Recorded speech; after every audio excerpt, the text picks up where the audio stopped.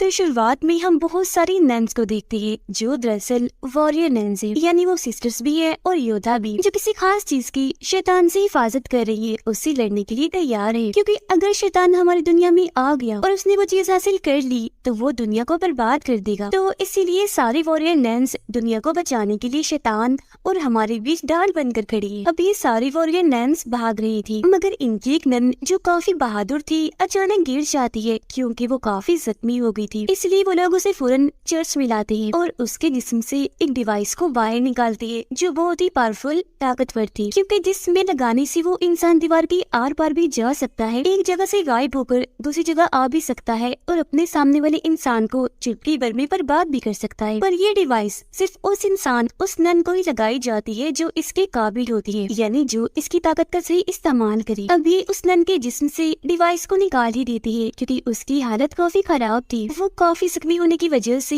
जल्द मरने वाली थी, पर उन्हें इस डिवाइस को बचाना है क्योंकि यही वो चीज है जिसे ये शैतान से बचाते आ रहे हैं। वो लोग फिर डिवाइस को छुपाने के लिए एक लड़की की लाश में डाल देते हैं और हैरत जैसी डिवाइस उसके जिस्म में जाती है वो हिलने लगती है। अगले ही पल दोबारा से जिंदा हो गई थी। इस लड़की का नाम एवा था जो ऑर्फनेज में रहती थी, यानी अनाथ आश्रम में, जहाँ ऐसे बच्चों को रखा जाता है जिनका दुनिया में कोई नहीं होता, क्योंकि उसके माँ बाप की मौत हो गई थी। मगर जब वो 19 साल की हुई तो उसका वहाँ से जाने का टाइम आ गया, पर वहाँ की एक सिस्टर ने उसे जाने नहीं दिया बल्कि एक इंजेक्शन लगाकर उसे जान से मार दिया था। वो जब ऑर्फनेज में थी तो चल नहीं सकती थी, पर अब डिवाइस उसके जिस्म में आने से वो चल भी पा रही थी, जिस वजह से वो काफी खुश थी। पर क्योंकि चर्च में खतरनाक लड़ाई चल रही थी इसीलिए वो यहाँ के माहौल से बाहर निकलती है। बाहर आने पर उसकी मुलाकात एक चोर से होती है जो एवा को अपने साथियों से मिलवाता है, जो मिलकर छोटी मोटी चोरियां किया करते थे। यहाँ एवा को ख्याल आता है कि उस सिस्टर ने मुझे मारने की कोशिश की थी, जो हरकत वो और किसी बच्चे के साथ भी कर सकती है। इसीलिए वो बाकी बच्चों को बचाने के लिए दोबारा से ऑर्फनेज में जाती है। सिस्टर उस वक्त एक बच्चे को भी वो इंजेक्शन लगाकर मारने वाली थी, पर ठीक वक्त पर एवा वहाँ आकर उसे बचाने के लिए सिस्टर से लड़ने लगती है। अब इससे पहले कि सिस्टर उसे पलट कर मारती, वो गला घोटकर सिस्टर को जान से ही मार डालती है। अब चर्च के फादर को एवा के बारे में पता चल गया था, इसीलिए वो अपनी वॉरियर नन्स की आर्मी इन्हीं सभी सिस्टर्स को भेजती है एवा से वो डिवाइस वापस लेने के लिए। पर इन सिस्टर्स में से जो लिलिथ थी उसका इरादा ये था कि वो डिवाइस निकालकर अब मुझे दे दी जाए क्योंकि मैं उसके काबिल हूँ। पर फादर कहते हैं कि नहीं, तुम्हें वो डिवाइस हम नहीं दे सकते, उसे हमें छुपाना है क्योंकि वो डिवाइस हमारे अलावा वो डीमन भी लेना चाहता है जो बहुत ही खतरनाक है और उससे लड़ना आसान नहीं है। फिर वो डीमन एवा के पास पहुंच जाता है उस डिवाइस को हासिल करने के लिए और उस पर हमला कर देता है। एवा से उस डिवाइस को लेकर वो सीधा हेल इन्हीं जहन्नम में जाएगा, उससे डीमन को ताकतें मिलेंगी और वो फिर कुछ भी कर सकेगा। इसके बाद हम एक बायोटेक इन टेक्नोलॉजी कंपनी को देखते हैं जिन्हें जमीन पर एक जगह एक काफी अनोखा मेटल मिलता है जो बहुत ही कम पाया जाता है, पर सिस्टर्स को भी और डीमन को भी दोनों को ही नुकसान पहुंचा सकता है। फिर वो लोग उसे अपनी कंपनी में लाकर उसकी मदद से एक पोर्टल, एक रास्ता बनाते हैं जिससे दूसरी दुनिया में वो जा सकते थे। ये रास्ता उन्होंने बना तो लिया था पर अभी वो दूसरी दुनिया में नहीं जा सकते थे क्योंकि एनर्जी उनके पास अभी भी कम थी जो उन्हें उस डिवाइस से मिल सकती थी। तो ये भी अब उस डिवाइस को हासिल करना चाहती थी। अब हम इस कंपनी की हेड जो एक डॉक्टर थी उसे और उसके साथी को देखते हैं, जिन दोनों के लिए ही ये मैटर बहुत खास था, सबसे ज्यादा डॉक्टर के लिए, क्योंकि वो ये सब अपने बेटे के लिए कर रही थी क्योंकि उसके बेटे को एक खतरनाक खून की बीमारी है। ये बीमारी उसे इसलिए हुई क्योंकि वो ऐसे पैदा नहीं हुआ बल्कि डॉक्टर ने उसे साइंस टेक्नोलॉजी की मदद से पैदा किया है और वो उसे ठीक करना चाहती है, जिसके लिए उसने दूसरी दुनिया का दरवाजा बनाया क्योंकि उसका मानना है कि अगर मैं अपने बेटे को वहाँ भेज दूँ तो वो बिल्कुल ठीक हो जाएगा। वजह ये है कि वो दुनिया ही ऐसी है जहाँ हर बीमारी का इलाज है और वहाँ कोई भी नहीं मरता।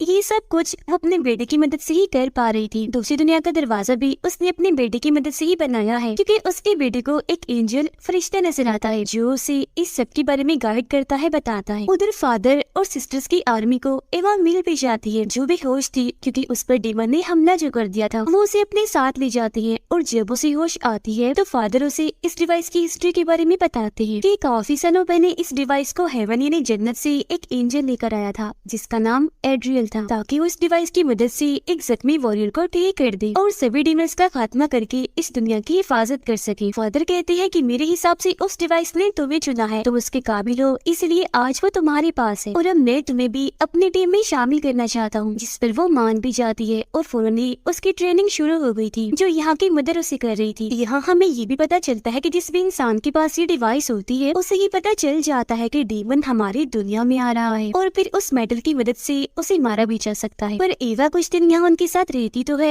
मगर यहाँ से जाने का फैसला करती है क्योंकि उसे यहाँ नहीं रहना बल्कि पूरी दुनिया घूमना है जो उसका सपना था। वो यहाँ से भागने के लिए अपने चोर साथी को बुला लेती है पर तभी यहाँ सिस्टर लिलिथ आकर उसे रोक देती है। इससे पहले कि वो एवा के अंदर से डिवाइस को निकालती यहाँ शूटर नन आ जाती है, यानी वो गन से शूट करने में माहिर थी मगर इस हड़बड़ी में वो डिवाइस ऑन हो जाती है, चल पड़ती है और ऐसा होते ही डीमन भी उसे हासिल करने के लिए आ जाता है। वो सबसे पहले सिस्टर लिलिथ पर हमला करता है और अब इससे पहले कि वो एवा को भी मारता वो सिस्टर की तलवार छीनकर डीमन की आर पार कर देती है जिससे वो जख्मी हो गया था और लिलिथ को अपने साथ लेकर यहाँ से गायब हो जाता है जिससे सबको ये लगता है कि लिलिथ की मौत हो गई होगी मगर वो मरी नहीं थी, अभी जिंदा थी। वापस वो जैसी तैसी चर्च आ तो गई थी लेकिन अब उसके अंदर एक अलग ही तरह की ताकत आ गई थी जिससे वो खुद भी अनजान थी। साथ ही एवा भी सही सलामत वापस आ गई थी जिसे सिस्टर एक खुफिया कमरे में लेकर जाती है जहाँ अलग अलग मेडल्स और एक डायरी थी जिसे सालों से वॉरियर नर्स लिखती आ रही थी। इस डायरी से एवा को पता चलता है कि उस एंजल यानी एड्रियन की मौत हो गई थी क्योंकि उसने अपनी ये डिवाइस वॉरियर नर्स को दे दी थी। उसे दफनाने के बाद जो भी एड्रियल की कब्र के पास जाकर बैठता था उसकी हर तकलीफ हर बीमारी ठीक हो जाया करती थी। जिसके बाद सभी वॉरियर्स ने ये फैसला किया कि वो एड्रियल की लाश को एक जगह पर छुपाकर आसपास मोटी दीवार बना देंगे ताकि उसकी शक्तियाँ और किसी को ना मिल सके। इसीलिए हमने उसकी लाश को एक चर्च में कब्र बनाकर रख दिया ताकि उसकी शक्तियाँ वहाँ रहने वाले लोगों के काम आ सके। तो अब हमें एड्रियल के जिस्म का हिस्सा चाहिए, फिर चाहे वो हड्डियाँ ही क्यों ना हो, क्योंकि वो मिलने के बाद हम उन्हें खत्म कर देंगे और फिर डीमन भी यहाँ नहीं आ पाएगा क्योंकि हमारा मानना है कि उसकी शक्तियों की वजह से ही डीमन हमारी इस दुनिया में आ रहा है, वो भी एक पोर्टल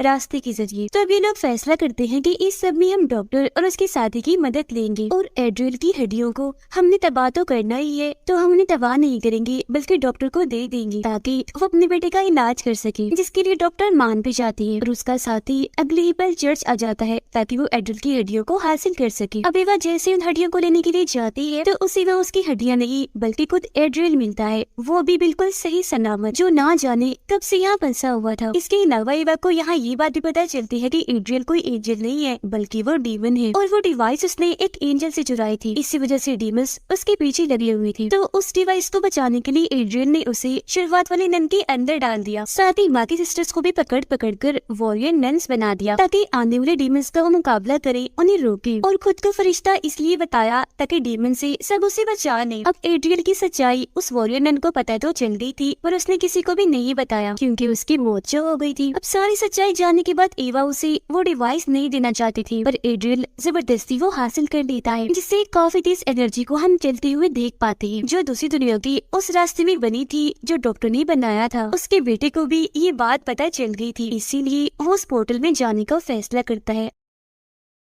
अब वो तो चला जाता है पर उसकी मॉम नहीं जा पाती क्योंकि उन्हें उनका साथी रोक लेता है। तब तक वो रास्ता भी बंद हो गया था। अब बाकी वॉरियर नन्स और फादर भी एवा को बचाने के लिए यहाँ आ गई थी क्योंकि इन सब ने भी उस एनर्जी को महसूस कर लिया था और आखिरकार उसे बचाकर वो बाहर ले आते हैं। फिर जब एवा उन्हें एड्रियल की सच्चाई बताती है तो वो यकीन तो कर लेती है, साथ ही ये बात भी सामने आती है कि इतने वक्त से और कोई नहीं बल्कि फादर ही एड्रियल को जगाने की कोशिश कर रही थी, जो सुनकर सारी सिस्टर्स को काफी गुस्सा आता है। और अब क्योंकि एड्रियल जाग गया था तो वो अपने डीमन आर्मी को कंट्रोल में करके सिस्टर्स पर हमला करवा देता है जिससे एक सिस्टर वहाँ से गायब हो गई थी। इसके बाद हम 2 महीने बाद का वक्त देखते हैं जहाँ एड्रियल के हमले के बाद एवा दूसरे शहर में आकर छुपी होती है, वो भी उस सिस्टर के साथ जो गायब हो गई थी और अब ये दोनों एक ही बार में काम कर रही थी। एवा ने यहाँ काफी लोगों से दोस्ती भी कर ली थी और सबसे ज्यादा जिससे उसकी बनती थी वो एक लड़का था जो उसे अपने ग्रुप में शामिल होने का कहता है, जिस ग्रुप का काम ये था कि वो एड्रियल को रोकेंगे, उसका मुकाबला करेंगे और दुनिया की हिफाजत करेंगे। ये जानते ही एवा टाइम बर्बाद ना करते हुए फौरन उसके ग्रुप में शामिल हो जाती है। पर सिस्टर जो एवा की दोस्त थी, जिसके साथ वो रह रही थी, उसे कुछ भी ठीक नहीं लगता। इसीलिए वो एवा को इन चीजों से दूर रहने के लिए कहती है और ये भी कि तुम्हें अपनी शक्तियाँ ताकतें एड्रिल के खिलाफ इस्तेमाल करनी है, तो इनकी हिफाजत करो। इसके बाद बताया जाता है कि उन सारे वॉरियर नन्स को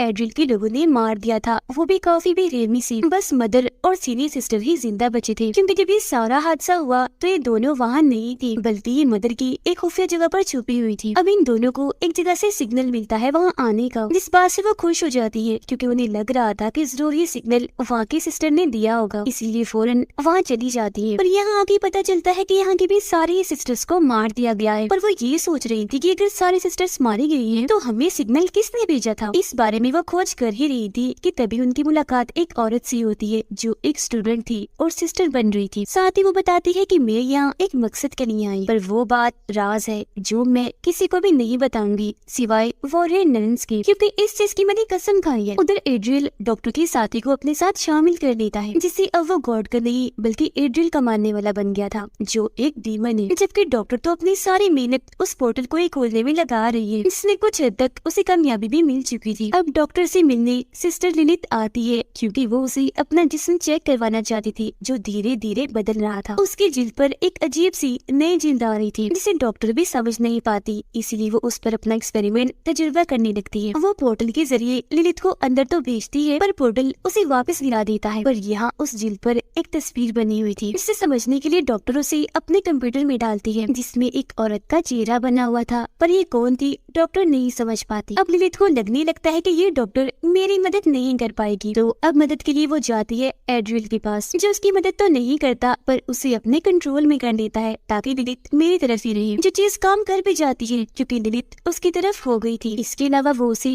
काफी सारी शक्ति भी देता है, जिसकी मदद से अब वो सारे डीमंस को देख पा रही थी। अब हम जानते हैं कि डॉक्टर का साथी एड्रियल के साथ मिल गया है, जो उस पर इतना भरोसा करती थी, पर उसने इस भरोसे का फायदा उठाकर एड्रियल की मदद की। उसे एक बिल्डिंग और बहुत सारे हथियार बनाकर दिए, ताकि उस बिल्डिंग में उन हथियारों की मदद से एड्रियल अपनी शक्तियाँ दिखा सके और उसे पसंद करके लोग उसके साथ ही मिलते जाएं, ताकि उसकी काफी बड़ी आर्मी बन जाए। और अगर किसी ने उसकी बात ना मानी तो वो उन्हें यहाँ सजा भी देगा। अब दूसरी तरफ शक्तियों को इस्तेमाल करके एवा भी ये कोशिश कर रही थी कि वो एड्रियल की किसी भी प्लान को कामयाब ना होने दे। यहाँ ये भी बताया जाता है कि एवा का वो दोस्त जो उससे बार में मिला था, वो और कोई नहीं बल्कि डॉक्टर का बेटा था, जो उसका बड़े वाला रूप था। फादर भी जाग गया है दोबारा, क्योंकि अब वो एड्रियल का ही मानने वाला था। लेकिन बहुत ही जल्द उन्हें अपनी गलती का एहसास हो भी जाता है कि वो कोई गॉड नहीं है बल्कि डीमन है, शैतान है, जो अपने मकसद के लिए कुछ भी कर सकता है। तो वापस उन लोगों के साथ ही शामिल हो जाते हैं। यहाँ एवा एक खास किस्म की चीज के जरिए दूसरी दुनिया में जाती है, ताकि वहाँ से एड्रियल की कोई बड़ी कमजोरी ला सके, जिसमें वो कामयाब भी हो जाती है। ये वहाँ पहुँचकर उस कमजोरी के जरिए एड्रियल को हरा देती है। काफी बुरी तरह से उसका काफी बहादुरी से उन्होंने सामना किया था, पर इस लड़ाई में बहुत सारे लोग जख्मी हो गए थे और 2 लोग मारे भी गए थे, जिनमें एक सिस्टर थी और एक एवा का दोस्त डॉक्टर का बेटा था। उनके अलावा एड्रियल से लड़ते लड़ते एवा खुद भी काफी जख्मी हो गई थी, जो अपनी सिस्टर दोस्त की गोद में थी। वो मरने वाली थी। तब उसकी हालत देखकर लिलित कहती है कि हमें इसे दूसरी दुनिया में भेज देना चाहिए, वहाँ ये ठीक हो जाएगी। अब ये फैसला उसकी सिस्टर दोस्त के लिए था तो काफी मुश्किल, पर एवा को बचाने के लिए वो उसे दूसरी दुनिया में भेज देती है। अब ये लोग जंग जीत तो गए थे, पर अभी इन्हें एड्रियल का खात्मा भी करना था, जिस बारे में वो लड़की इन्हें सब बताती है कि एड्रियल का खात्मा कैसे किया जा सकता है। जो बात वो राज थी, जिस बारे में वो कह रही थी कि मैं सिर्फ इसे वॉरियर नन्स को ही बताऊंगी, जिसकी मैंने कसम खाई थी, और वो राज एड्रियल की खात्मे की थी असल में, जो अब वॉरियर नन्स के काम आने वाली थी, जिसमें वो बताती है कि उसे मारने के लिए हमें जीसस का ताज चाहिए, जिसे वे हासिल करने में वो कामयाबी हो जाती है। पर बहुत जल्द एवा को पता चलता है कि एड्रियल को मारने का तरीका ये ताज नहीं है बल्कि कुछ और ही है। साथ ही उसका मकसद उस बायो कंपनी की मदद से दुनिया में एक ऐसी बीमारी फैलाना है, जिसे ठीक करने के लिए सबको उसकी तरफ आना ही पड़ता, क्योंकि उसके पास ही सिर्फ इस बीमारी का इलाज है। पर हकीकत तो ये थी कि वो कोई इलाज नहीं करता था, बल्कि डीमंस के जरिए उन सभी लोगों को डीमंस बना रहा था, अपनी एक काफी बड़ी आर्मी खड़ी करने के लिए। और इस चीज में उसे काफी हद तक कामयाबी मिल भी गई थी। उसने बहुत सारे लोगों को अपनी आर्मी में शामिल कर लिया था। सिर्फ इतना ही नहीं, बल्कि वो लोग जो दुआएं करती थी, उनकी एनर्जी को भी वो अपने मकसद के लिए इस्तेमाल करता था। इसके अलावा वो डॉक्टर की टेक्नोलॉजी से एक ऐसा पोर्टल खोलता है जो जल्दी बंद ना हो, क्योंकि वो इस दुनिया में बहुत सारे डीमंस को बुलाना चाह रहा था ताकि उनकी मदद से वो पूरी दुनिया पर कब्जा कर सके। अब तभी वो उस पोर्टल के जरिए एक औरत को भी वहाँ से बाहर इस दुनिया में लाता है ताकि हमेशा उसे यहाँ कैद कर सके, क्योंकि ये औरत काफी बहादुर थी जो एड्रियल को हरा सकती थी और वो नहीं चाहता था कि उसे कोई रोके। ये औरत असल में दूसरी दुनिया की मास्टर थी। उसकी दुनिया में एड्रियल कब्जा करना चाहता था, पर जब वो वहाँ पर हार गया इसीलिए उसने इस मास्टर की डिवाइस चुरा ली, क्योंकि वो जानता था कि ये मास्टर मेरी सबसे ताकतवर दुश्मन है और मुझे इस डिवाइस की मदद से हरा देगी। उस दुनिया से हार जाने के बाद वो हमारी दुनिया में आया राज करने के लिए, पर यहाँ आते ही उसे काफी सालों के लिए कैद कर दिया। वहाँ से जब वो निकला फिर भी अपने मकसद में कामयाब नहीं हुआ, क्योंकि वॉरियर नन्स ने उसके हर इरादे का खात्मा कर दिया। अब मैं आपको बता दूं कि ये जो औरत थी इन्हीं मास्टर ये हेवन की थी, जो बहुत ही ताकतवर है, क्योंकि इसमें एंजल जैसी शक्तियाँ पाई जाती है। और डॉक्टर के बेटे को जो गाइड करती थी, जो उसे नजर आई थी, वो भी ये औरत ये मास्टर ही थी। और स्क्रीन पर जिस औरत की तस्वीर डॉक्टर को नजर आई थी जब वो ललित पर एक्सपेरिमेंट कर रही थी, तो वो भी यही थी। और इन्होंने ही एवा को गाइड किया था कि एड्रियल का खात्मा कैसे करना है। एवा के साथ साथ उन्होंने डॉक्टर के बेटे को भी ट्रेन किया। अब ये मिशन उन दोनों के लिए काफी मुश्किल था, क्योंकि इनकी जान भी जा सकती थी, पर फिर भी ये दोनों पीछे नहीं हटे और इन्होंने मास्टर का साथ दिया ताकि दुनिया को बचाया जा सके, जिसमें सबसे बड़ा हाथ डॉक्टर के बेटे का था, क्योंकि जैसा कि हम जानते हैं उसे खून की बीमारी थी और उसके खून में उस मेटल की ताकत थी जिससे डीमन और एड्रियल का खात्मा किया जा सकता था। और जब भी लोग एड्रियल को मारने के लिए जा ही रहे थे कि वहाँ उसने ललित को अपने कब्जे में करके डॉक्टर के बेटे को मरवा दिया, जिससे ईवा एकदम काफी टूट गई क्योंकि वो उसका दोस्त था। तभी यहाँ वो डीमन भी आ गया जो आते ही सबसे पहले एड्रियल को मारता है। और अब वो ईवा को जैसे मारने के लिए आगे बढ़ता है तो मास्टर उसे और बाकी डीमंस को रोककर पोर्टल के जरिए वापस भेज देती है और खुद भी यहाँ से चली जाती है। एड्रियल के खात्मे के साथ ही उनकी जंग खत्म हो गई थी। इसके बाद हम चर्च का सीन देखते हैं जहाँ पर शायद एवा वापस आ गई थी, क्योंकि उसकी मेटल की तलवार चमक रही थी। तभी इसी बात के साथ ये दोनों